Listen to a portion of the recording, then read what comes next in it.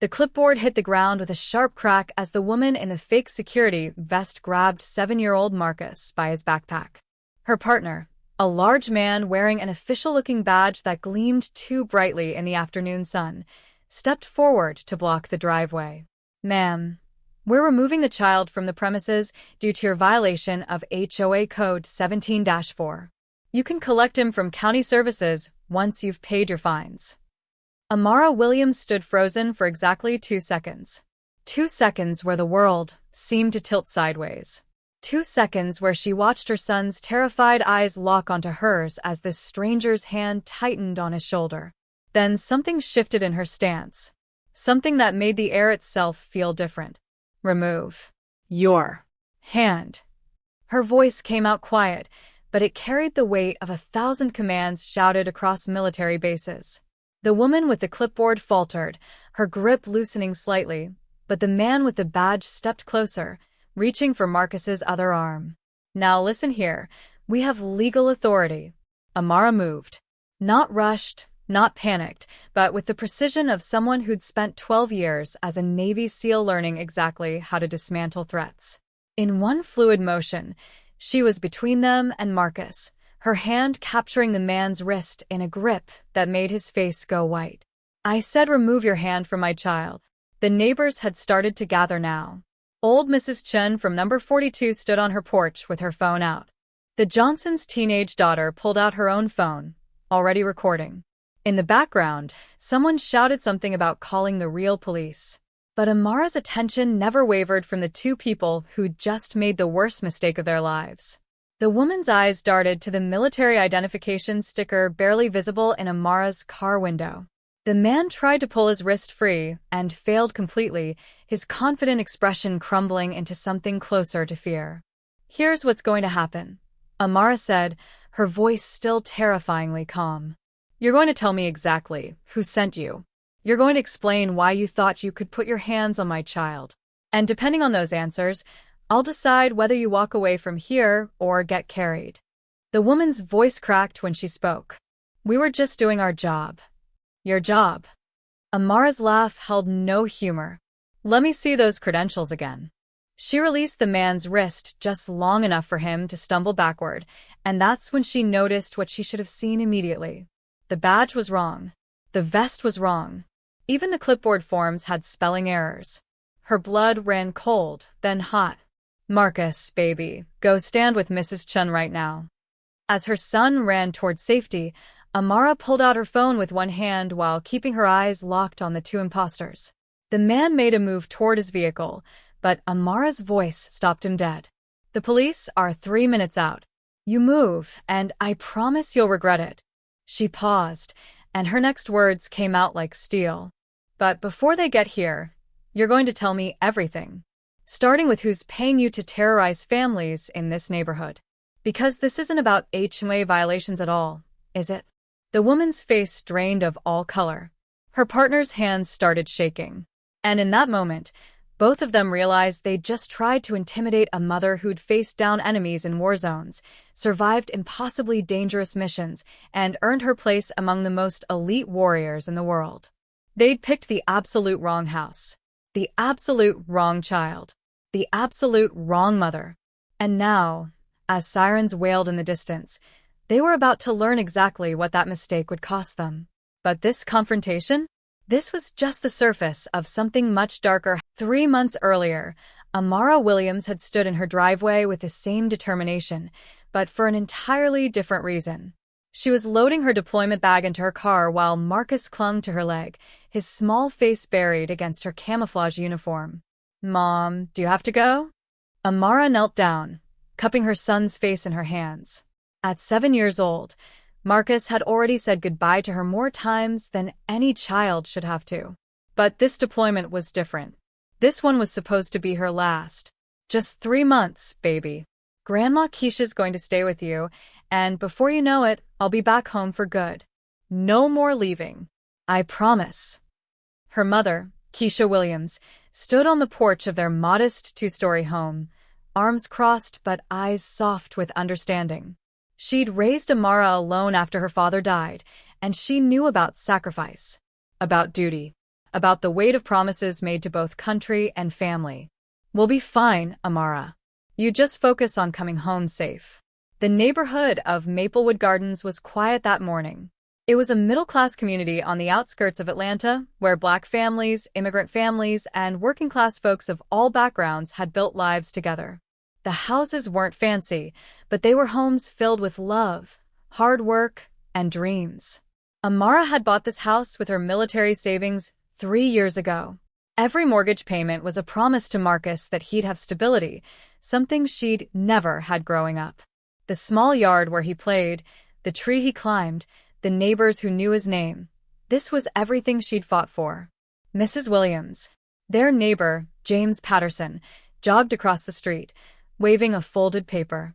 "Did you get one of these letters?" Amara took the paper, her trained eyes quickly scanning the official-looking letterhead.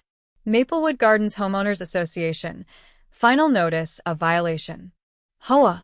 Keisha stepped off the porch, frowning. "Since when do we have an HOA? We've been here 3 years and never paid any fees." James shook his head, frustration evident in his voice. "That's what I said. But look at the violations they're claiming. My grass is supposedly 3 inches too tall. They're demanding $500 in fines, plus back dues for the last 2 years. $2,000 total." Amara felt something prickle at the back of her neck. That combat instinct that had kept her alive in hostile territories. Something wasn't right. "James, did you call the county offices to verify this?" "I tried yesterday. They said there's no registered HOA for our neighborhood. But look at this letterhead. It looks official. It's got a seal, case numbers, everything. And they said if I don't pay within 30 days, they'll put a lien on my house." Keisha took the letter from Amara's hands, studying it closely. "Baby, you're leaving in an hour. You can't deal with this right now." But Amara was already pulling out her phone, her mind racing. "I'm making some calls. If this is a scam, we need to shut it down before it goes further." "James, how many other families got these letters?" "At least a dozen that I know of. The Okonkwo's, the Chens, the Rodriguez family. They all got different violations. Some for paint colors, some for yard decorations, some for parking violations." He paused, and his voice dropped lower. "Amara, they're all families of color. Every single one." The prickle became a full alarm. Amara had seen enough corruption, enough targeted harassment in her years of service to recognize a pattern. But she was due at the base in less than an hour. Her unit was depending on her. She made 3 quick calls. First her lawyer, Diane Mitchell, leaving a detailed voicemail. Second to the county recorder's office, confirming what James had said, no HOA existed for their neighborhood. Third to her mother. "Mama, don't pay anything. Not a cent. Tell everyone in the neighborhood the same thing. I'll handle this when I get back." Keisha's eyes were worried. And if they follow through on their threats? They won't. Scammers rely on fear and confusion. Once people know it's fake, the whole scheme falls apart. Amara pulled her mother into a tight hug, then scooped Marcus up one more time. "I love you both. Stay strong. I'll call every chance I get." As she drove away, watching her home disappear in the rearview mirror, Amara couldn't shake the feeling that she was leaving her family vulnerable. But she'd trained her mother well. Keisha was tough, smart, and resourceful. 3 months would pass quickly. She had no way of knowing that the people behind Amara had been home for exactly 4 days when she realized something was terribly wrong. The neighborhood felt different. Quieter. Several houses that had been full of life 3 months ago now stood empty, with "for sale" signs planted in overgrown yards. The Okonkwo family's home, where their daughter Chioma used to play with Marcus, was completely vacant. The Rodriguez house had a foreclosure notice taped to the door. Keisha had tried to shield her from the worst of it during their phone calls overseas. "Just some neighborhood troubles, baby. Nothing you need to worry about while you're deployed." But now, sitting at her kitchen table surrounded by dozens of threatening letters, fake legal documents, and terrified neighbors, Amara understood the scope of what had happened. "They came every week," Mrs. Chin explained, her hands trembling as she clutched her teacup. "First it was letters. Then people in official vests, claiming to be HOA enforcement officers. They had badges, clipboards, everything looked real. James Patterson continued the story, his voice heavy with guilt. Some families paid thousands of dollars, trying to avoid losing their homes. But the demands kept increasing. New violations, new fines. It never stopped. And the families who refused to pay? Amara asked, though she already knew the answer from the empty houses she'd seen. They got eviction notices. Fake ones, we know now, but they looked real. Had court case numbers, judge signatures, everything. The Okonkwo's were so scared, they just left. Packed up and moved in with relatives in Alabama. Lost everything they'd invested in their home. Keisha placed a hand on her daughter's shoulder. I tried to fight it, Amara. I called every office, every department. But these people were good. They had answers for everything. They'd say the county records were delayed, or that our neighborhood had been recently incorporated into an HOA district. They had fake websites, fake phone numbers that played recorded messages from fake offices. Amara's jaw tightened. This wasn't random scammers sending letters and hoping for the best. This was organized crime. Sophisticated, calculated, and targeting vulnerable communities with surgical precision. Did anyone call the real police? She asked. James looked down. The Johnsons did about 6 weeks ago. 2 patrol officers came out, looked at the letters, and said it was a civil matter. They couldn't do anything unless there was evidence of a crime being committed. The fake enforcers were careful. They never actually touched anyone or took anything by force. Just threats and official-looking papers. Until yesterday, Mrs. Chin whispered. The room went silent. Amara leaned forward. What happened yesterday? The Thompsons. Young couple, 2 kids. They refused to pay, refused to leave. Yesterday, 2 enforcers showed up with a fake court order claiming the children were living in a condemned property. Said they had to remove them for safety reasons until the violations were corrected. Amara's blood ran cold. Did they take the kids? Mr. Thompson is former Army. He physically blocked them and called 911. The enforcers left before police arrived, but not before threatening to come back with proper authorities. James pulled out his phone, showing Amara a grainy video. Mrs. Thompson got this footage. That's them. Amara studied the video carefully. A woman in her 30s with a security vest and official-looking badge. A large man, mid-40s, also in uniform with equipment that looked law enforcement grade. They moved with confidence, spoke with authority, but Amara's trained eye caught the tells. The badges were slightly off. The body language was aggressive, but undisciplined. These weren't former law enforcement or military. These were criminals who'd studied the part well enough to fool civilians. Send me that video, Amara said quietly. Then she stood, and everyone in the room felt the shift in energy.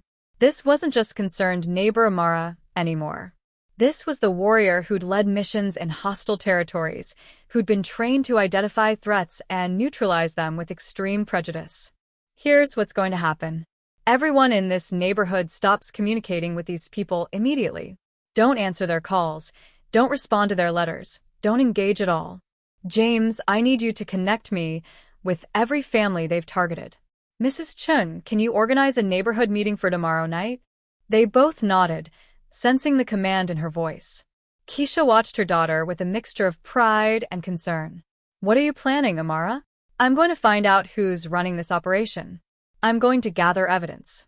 And then I'm going to make sure they never threaten another family again. She pulled out her laptop, already typing. I've got contacts from my service days. People who owe me favors. We're going to track these fake enforcers, identify their network, and burn the whole operation down. For the next 3 days, Amara worked with military precision. She contacted a former intelligence officer who helped trace the fake letterhead back to a printing company in Savannah. She connected with a lawyer friend who'd prosecuted housing fraud cases and understood the legal framework these criminals were exploiting. She organized the neighborhood, creating a communication network and documentation system to record every interaction. But the criminals were watching too. On the 4th day, as Amara walked Marcus home from the school bus stop, she noticed the car. A dark sedan, tinted windows, parked 3 houses down. She'd seen it twice before in the past 2 days. Different locations, but same vehicle. The police arrived in 4 minutes, but Amara had already done the work that mattered. The two fake enforcers sat on her lawn with their hands zip-tied behind their backs, surrounded by curious neighbors and at least 6 phone cameras recording everything. The woman was crying. The man looked like he might be sick. "Officers, these 2 individuals just attempted to abduct my son under false legal authority," Amara said, her voice steady as she handed over her military ID along with her documentation. "I have video evidence, witness testimony, and physical evidence of fraud." Detective Lisa Morrison stepped out of the second patrol car, her experienced eyes taking in the scene quickly. She'd been a detective for 15 years, and something about the military bearing of the woman standing guard over 2 restrained suspects told her this wasn't a typical neighborhood dispute. "Ma'am, I'm going to need you to remove those restraints and step back." "With respect, Detective, these individuals just put their hands on my 7-year-old child after presenting fraudulent credentials and claiming legal authority to remove him from my custody. They're a flight risk, and I've detained them under citizen's arrest pending your arrival." Amara held up her phone. "Everything is documented on video, with timestamps. I have not harmed them in any way, though they did resist initially." Detective Morrison studied Amara for a long moment, then looked at the 2 suspects on the ground. The woman's vest had ridden up, revealing the cheap Velcro backing. The man's badge, now removed and sitting on the lawn, was clearly a knockoff under closer inspection. "Tell me everything," Morrison said, pulling out her notepad. 20 minutes later, the fake enforcers were in the back of patrol cars, and Detective Morrison was sitting in Amara's living room reviewing 3 months of documented evidence. The fake letters, the witness statements, the financial records showing where some families had sent money, the video evidence from the Thompsons encounter, and most damning of all, the footage from Amara's security camera showing the entire attempted abduction, including audio where the woman explicitly claimed to be removing Marcus, under HOA authority, to county services. "This is bigger than I thought," Morrison said quietly, her phone already to her ear calling for additional units. "We've had reports from 3 other counties about similar schemes, but we couldn't connect them. You've just handed me the first solid evidence we've had." Amara leaned forward. "Detective, those 2 on my lawn aren't the top of this operation. They're street-level enforcers. Someone is organizing this, providing the fake documents, the training, the legal knowledge to exploit loopholes. We need to flip them." Morrison raised an eyebrow. "You sound like law enforcement. 12 years as a Navy SEAL. Intelligence gathering was part of my job description." Amara pulled up another document on her laptop. "I've been tracking this for 4 days since I got home. The printing company that made the fake letterhead? They've produced similar materials for operations in Augusta, Savannah, and Macon. Always targeting middle-class minority neighborhoods. Always the same pattern, fake HOA violations, escalating fines, fake legal threats, then property seizure or, apparently now, child removal." Detective Morrison sat back, impressed despite herself. "You've done more investigative work in 4 days than most civilians do in a lifetime." "I protected my country for 12 years, Detective. Now I'm protecting my home." Amara's voice was steel.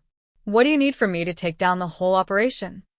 Over the next 2 hours, Amara's house became an impromptu command center. More detectives arrived. The FBI was called in when they realized the scheme crossed state lines. Neighbors came forward with additional evidence. And in the patrol car outside, the male enforcer started talking.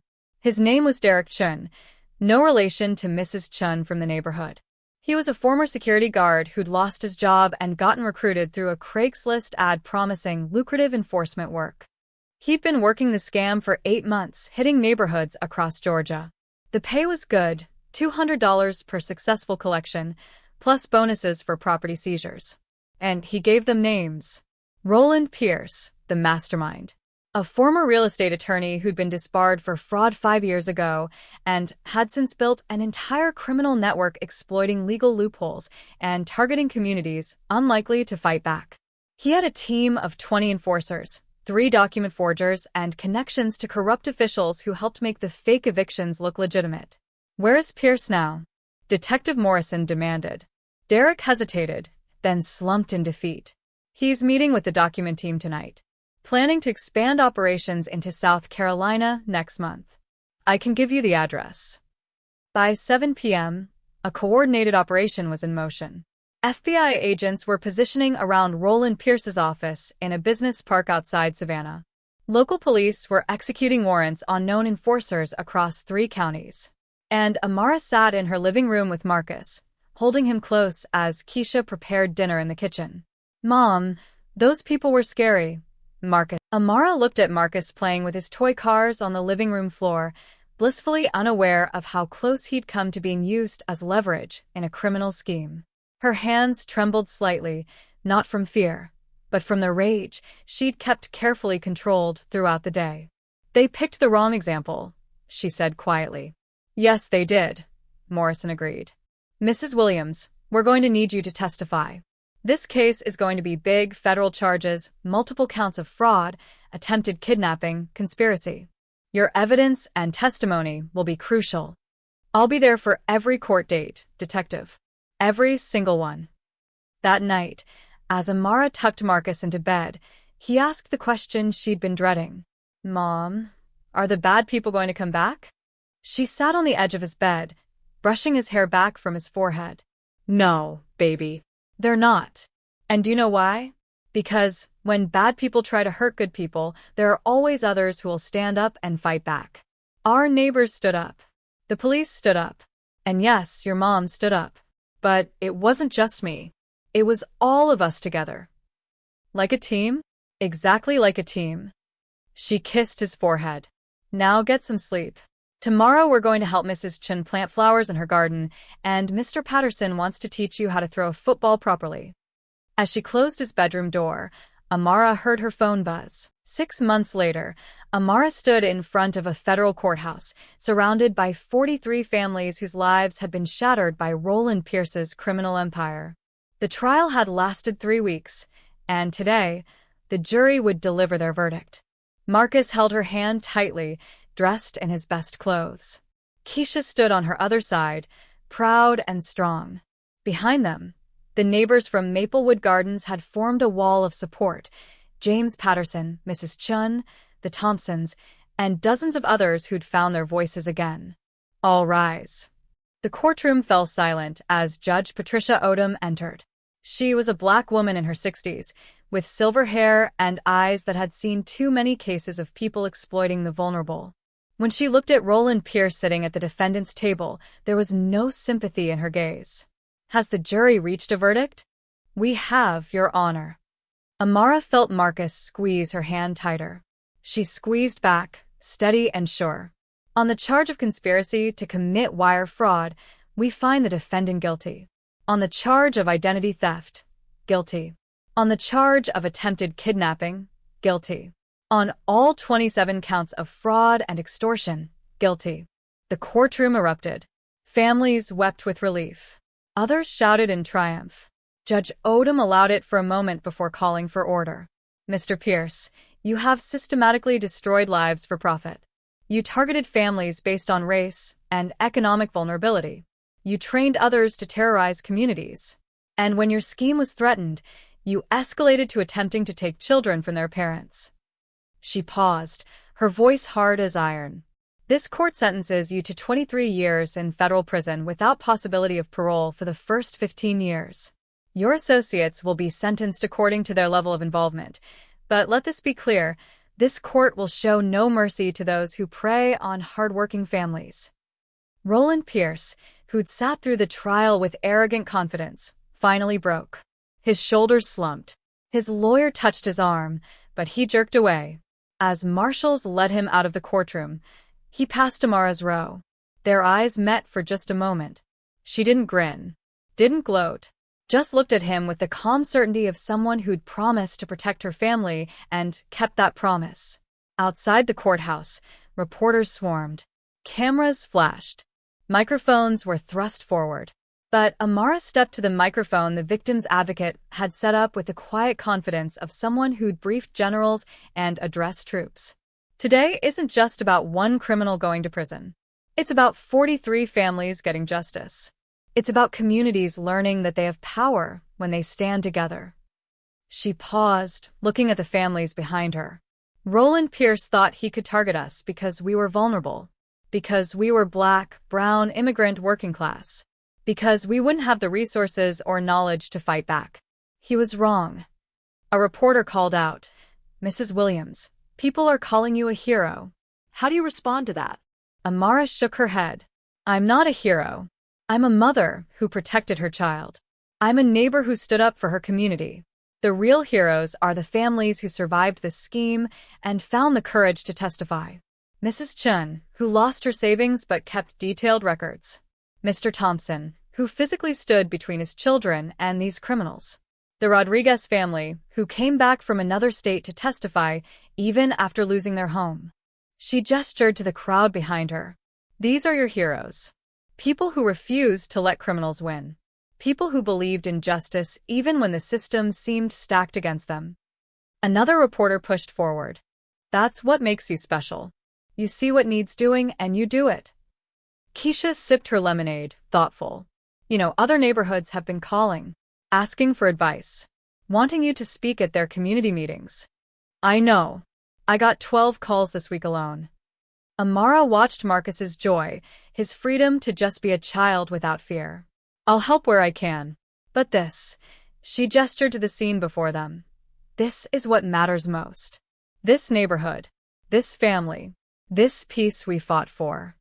Detective Morrison pulled up in her personal car, dressed in casual clothes.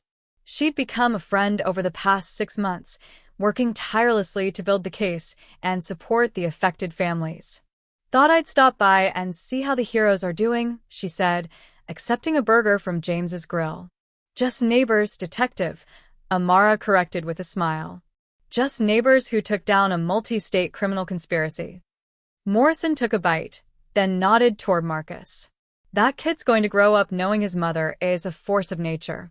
That's a gift.